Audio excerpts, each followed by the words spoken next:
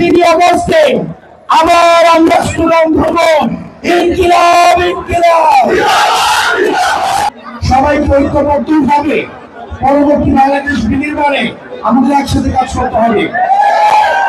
আমরা যে সংস্কার চাচ্ছি, এই সংস্কার নির্দিষ্ট কোন দলের পক্ষেও নয়, নির্দিষ্ট কোন দলের বিপক্ষেও নয়, বরং এই সংস্কারগুলো হচ্ছে বাংলাদেশের পক্ষে, জনগণের পক্ষে।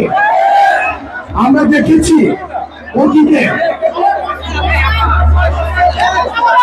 নেতাকে পূজা করা হয়ে গিয়েছিল একটা সিস্টেম।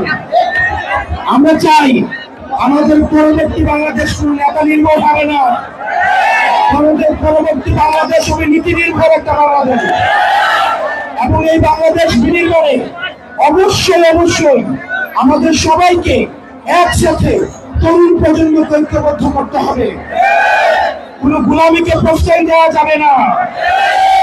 নেতা ভুল করতে পারে না, এই কথা সঠিক নয়। নেতা ভুলের উঠে নয়, দল ভুলের উঠে নয়। মনে রাখতে হবে সব সময় আমাদের রাষ্ট্রই হচ্ছে প্রধান, এবং রাষ্ট্রের জন্য মনে রাখতে হবে নেতা নির্ভর দেশ নয়, আমাদেরকে নীতি নির্ভর দেশ পরিচালনা করতে হবে। সেজন্য আমাদের সবাইকে, পুলিশের ভাইরা রয়েছেন এখানে, ডাক্তার, ইঞ্জিনিয়ার, এখানে বিভিন্ন শ্রেণী পেশার মানুষ রয়েছেন, যুব শক্তির, কৃষক, তরুণ প্রজন্মের মানুষ রয়েছেন, আলেম ওলামা রয়েছেন, শ্রমিক রয়েছেন, নারী রয়েছেন, বাংলার মহল রয়েছেন। আমাদেরকে সবাইকে একটা নীতিভিত্তিক রাষ্ট্র আমাদের দেশের জন্য, পরবর্তী প্রজন্মের জন্য আমাদের গড়ে তুলতে হবে। আপনারা ভালো থাকবেন, সুস্থ থাকবেন। 3 আগস্ট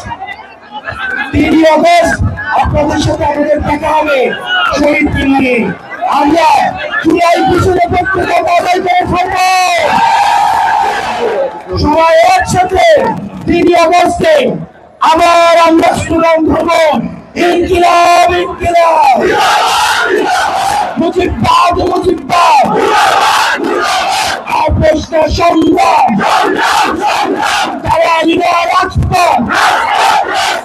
সভাপতি রাজনীতি করেছে, মুখ্যমন্ত্রী রাজনীতি করেছে,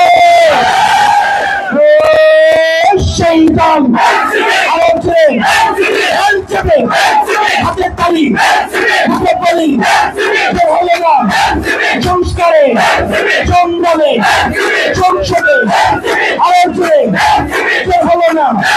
ফুল ফুটেছে, ফুটেছে পরের থেকে, গায়ের থেকে, চোখের থেকে, চকলিয়া, মুক্তি থেকে, চকলিয়া।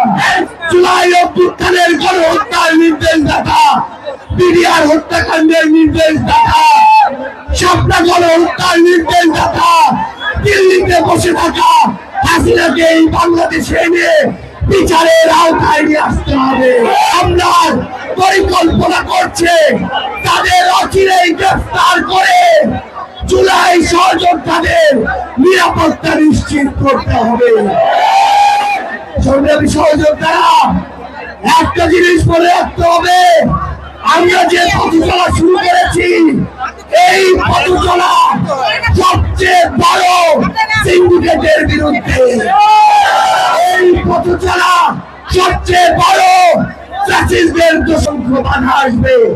আমাদের ঐক্যবদ্ধভাবে সেই বাধা মোকাবেলা করতে হবে। আমরা বিশ্বাস করি আমাদের এই লড়াইয়ে আমাদের মুন্সিগঞ্জের সাহসী সন্তানেরা যেভাবে জুলাইয়ে রাজপথে লড়াই করেছে, আগামী বাংলাদেশ